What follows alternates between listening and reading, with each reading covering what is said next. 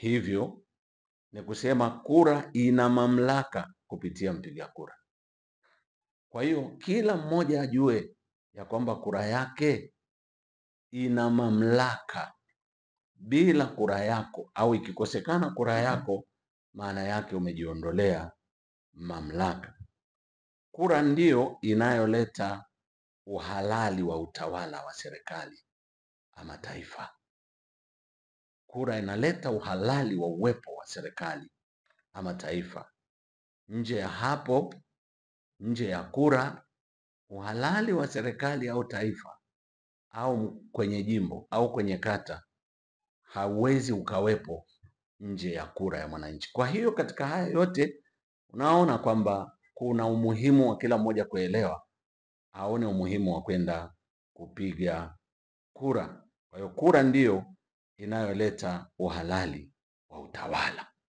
Sasa unapoacha kwenda kupiga kura, alafu wengine wakapiga kura wakasababisha utawala uwepo, maana yake wewe umekosa uhalali au kuwa sehemu ya ule utawala uliopo.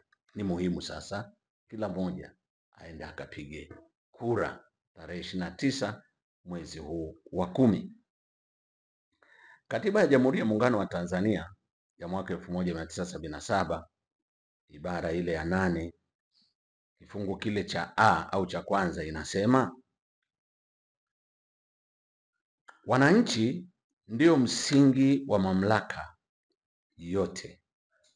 Wananchi ndio msingi wa mamlaka yote. Kwa hiyo chanzo cha mamlaka ni wananchi, na serikali inapata madaraka na mamlaka yake yote toka kwa wananchi kwa mujibu wa katiba hiyo. Kwa hivyo ni kusema chanzo cha mamlaka ya serikali ni mwananchi. Kwa hiyo mwananchi yoyote mwenye umri wa miaka 18 ambaye ana sifa ya kuwa Mtanzania mwenye sifa ya kupiga kura, ajue ya kwamba katiba inamwambia kuwa yeye ndiye aliye na mamlaka ya kuweka utawala kwenye mamlaka yake.